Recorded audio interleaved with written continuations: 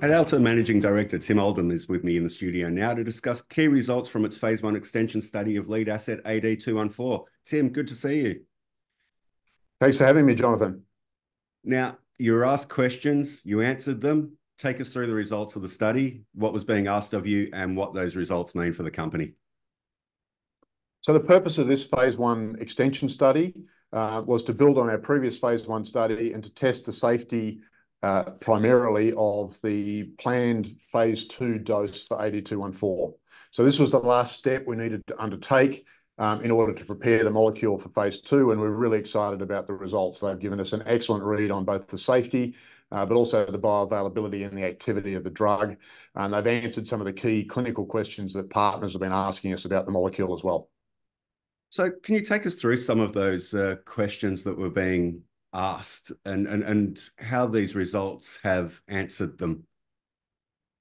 So question one we're asking was, is the target dose for phase 2 safe and well tolerated? And the answer is that we've enhanced and extended the exemplary tolerability of this molecule already. So we had very low levels of adverse events reported. All of those were mild, which is the lowest possible grade of adverse events.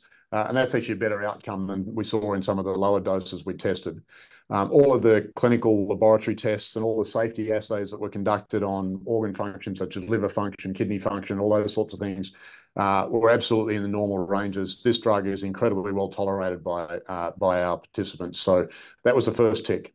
The second tick was testing the availability and activity of the drug. So do we get enough of the drug in a patient's blood in order to achieve the desired therapeutic outcomes, and can we sustain that for the duration between doses, which we need to have every 2 weeks?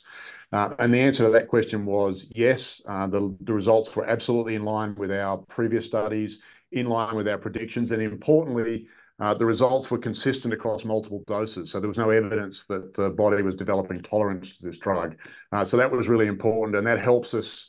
The impact of that is that it continues to support and validate and verify the likely efficacy of this dose in phase 2 clinical trials. So that was the second thing we needed to do. And the third thing, which was the unique design of this study, was answering one of the most important questions that pharma companies ask us, which is, tell us about the body's immune response to this drug. The body reacts to protein therapeutics by generating antibodies. And this is very common for all protein therapeutics. The real question is that going to affect the activity and availability of the drug? And the answer to that one is yes, we saw low levels of anti-drug antibodies. They were very low levels. That was consistent with what we'd seen before. Consistently with what we'd seen before, that had no effect on the availability, what we call the pharmacokinetics of the drug, or its activity, which is what we call the pharmacodynamics, or the receptor occupancy of the drug. And that's really important because we tested a 4th dose at the peak of those ADA levels, the highest immune response we could get. Really rigorous test, and the drug has passed that test, in our view, with flying colours. So we're really super pleased with these results. The drug's safe. It demonstrates the activity and availability that we expected and needed for probable efficacy in phase 2, and it's answered those key questions that Big Pharma have been asking us. And does it take you a step closer to licensing or asset financing transactions? Absolutely. So this was a really critical milestone in those discussions. We've been building a pipeline of both strategic investors, financial investors in an asset financing model, as well as direct out licensing to Big Pharma for some time. And this data was really a key milestone because now for the first time we can present them with everything they need to be confident that this molecule is ready to go into phase 2.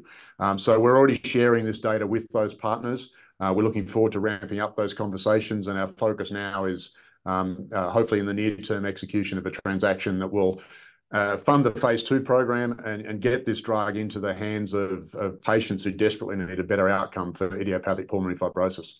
Now, the announcement yesterday, it had a very positive impact on the share price. So things are looking really good for you. Look, we're very excited. We're glad that the market reflects our enthusiasm and appreciates the significance of these results.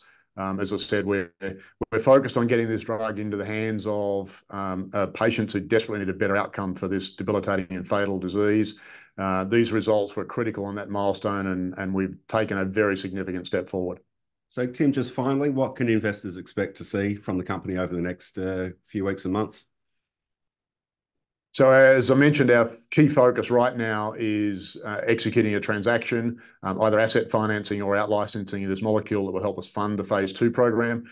That's a very active conversation. Obviously, we want to do the right deal, not just any deal. And so, yeah, we're being very careful about that. We're not forecasting when that will happen, but we certainly hope that that will be a near-term milestone. In the background, we are thinking about the world of AdAlta post AD214. What do we do after that to continue to build and grow our company? With some very exciting initiatives on that front as well, and we hope to be able to share those with shareholders in the relatively near future as well. Tim, I look forward to seeing the news in the near future, and thank you for your time. Thank you. We look forward to sharing it with you soon.